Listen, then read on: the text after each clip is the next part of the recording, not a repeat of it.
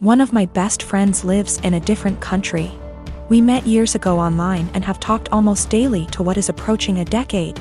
We have both flown back and forth once or twice a year to see the other and hang out, and we've always been there for each other's big moments.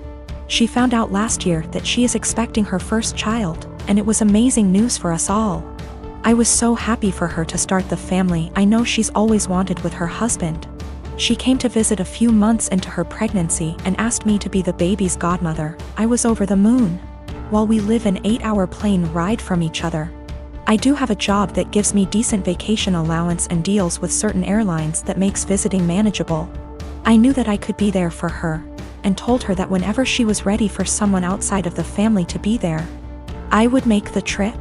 Last month, she had her baby shower. And I only found out when I saw on Instagram a mutual friend who lives in the same city as me, had surprised her at the shower. I hadn't been invited. I was a little hurt and surprised, but it was the busiest month of the year for the company I work for, and I knew she knew that. So I figured that could be the reason, sent my gift by airmail and said congratulations.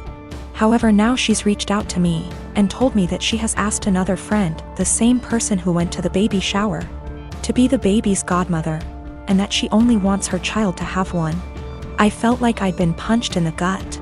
I was heartbroken, and felt a bit betrayed. For 6 months I have been excited to take on the role. My own godmother lives in New Zealand, and has done for most of my life, so I knew it could work. Knew how to stay in contact and be a part of the child's life while living in another country. But now she's taken back her offer, and chosen someone else. I wouldn't be so upset if she had chosen someone who lived closer.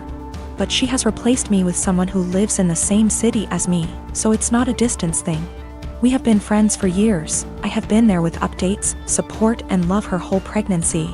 And at no point was there any clue she had changed her mind, until the baby shower a few weeks ago.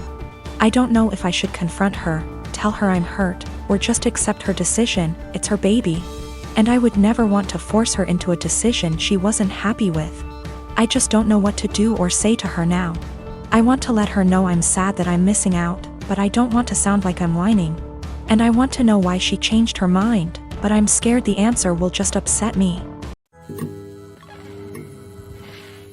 I'm a 30-year-old male and my best friend got married last week.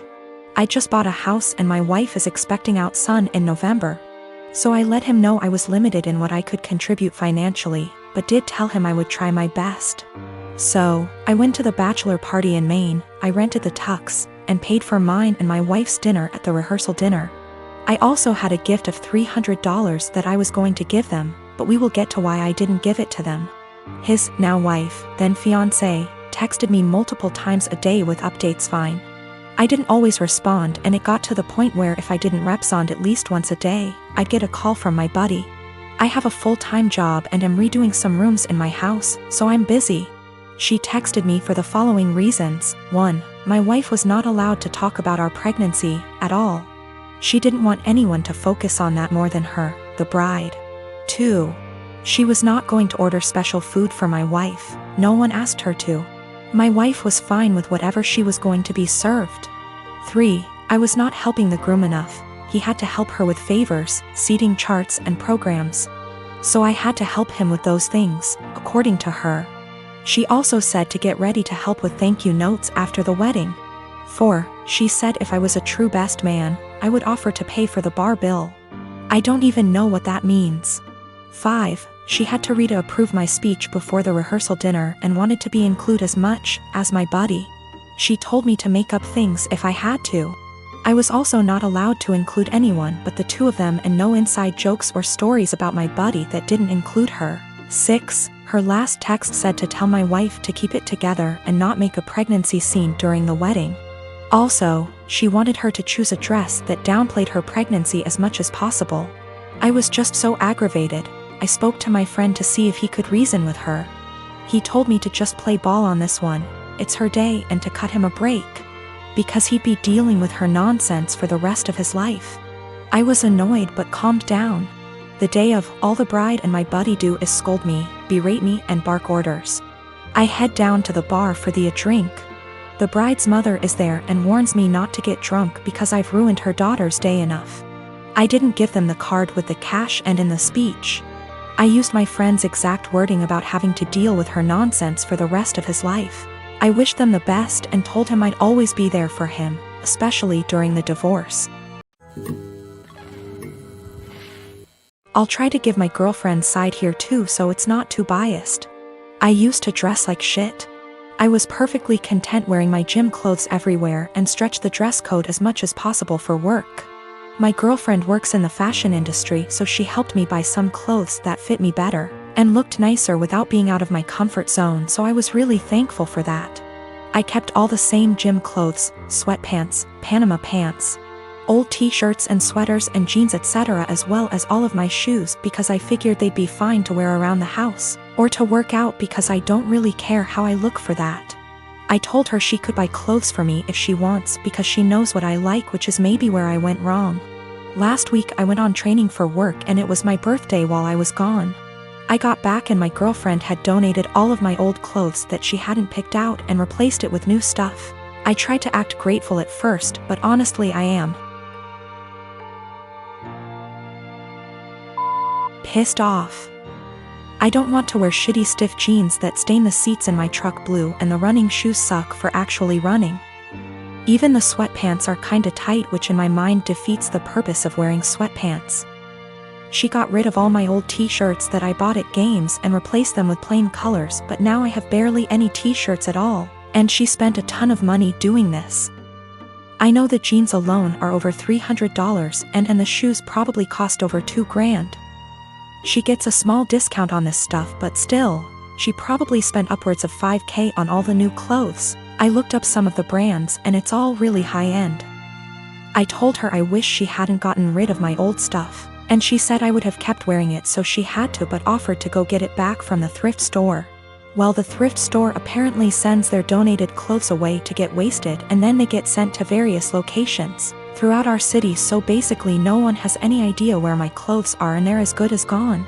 The reason I'm posting is she's now mad at me for being ungrateful and says I should respect and appreciate her more. But yeah, I'm not really that thankful because she got rid of all my shit. Yesterday I told her not to talk to me until she came home with my bean boots that I've been breaking in for years, which she actually was able to find, but it caused a huge fight. I don't dress like a slob, my clothes don't have holes, I'm not wearing lame graphic tees, and everything I've worn out of the house for the last 3 years, with the exception of going to the gym. Also, I'm not going to break up with her over this. It sucks, but not really breakup worthy. I've always cleaned as I cook so that when it gets to the end of the meal, there's minimal mess. My husband is the opposite. When he cooks, it's like a bomb went off. I've encouraged him to clean as he cooks. And if we're doing a big meal / holiday meal together, I often make sure to assign him that role. Like most people, one of us cooks, the other one cleans up. I am the better cook, so I cook like 80% of the time. He gets an easy cleanup.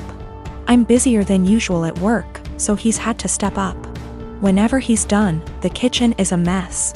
I don't even get how it happens. There will be oil splatters untouched, stuff drying to dishes, peels and meat. I'm not about to let food sit out overnight, so after I'm done eating I'll start the process and won't get to really relax much. Last week I asked if he could please try cleaning as he cooks.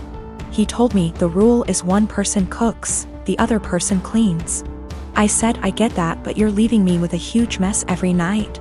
He said I just don't have the time to clean up when I'm focused on cooking, knowing full well I'll see him scrolling on his phone. I just got so fed up, so on Sunday I made a big pot of chili. I didn't clean up as I worked. When I was done, I served him, sat down, enjoyed a beer and dinner. When he finally went into the kitchen, he said, "What the? Why is there such a mess?" I said that I was too busy paying attention to the chili to clean up. I started to get ready for bed. He was like, "You're just going to leave this here?" And I said yes. He said he would have to wake up extra early to clean up and that he had to be at work earlier than usual, and was supposed to play a game with his friends later that night, so could I just clean up? I said no, I cooked, so he has to clean. 2 days later he's still pissy with me because he ended up not being able to game and told me that he didn't get enough sleep and was exhausted at work. Not to be too snarky, but it's not like he's a surgeon, because I had to prove a point to him. I told him that nothing else seemed to get his attention, and I feel pretty justified. He told me I was being a smug asshole about it and it was childish. We don't have a dishwasher, there's no room for one, so everything has to be done by hand. Additionally, doing the dishes means cleaning up the counters and stovetop and sweeping the floor, taking out the trash if need be. When I make chili, it's a process starting dried chilies that I toast, soak, seed, pulverize, etc. Then there's cooking the dried beans, then there's the onions and garlic and the peels, any other veggies, seeding tomato, cans of tomato, grinding the spices, etc. Then there's grating cheese for the top, etc. It definitely left a ton of dishes and other stuff behind. So another thing that comes up is whoever cooks also cleans, but since I cook most of the time, I just don't see that as being also fair to me. I'll end up spending almost every single day after work. I've been ending work at 6 or 7 some days lately, cooking and cleaning. If I had him cook more I would definitely start to gain weight and then we'd have another issue altogether.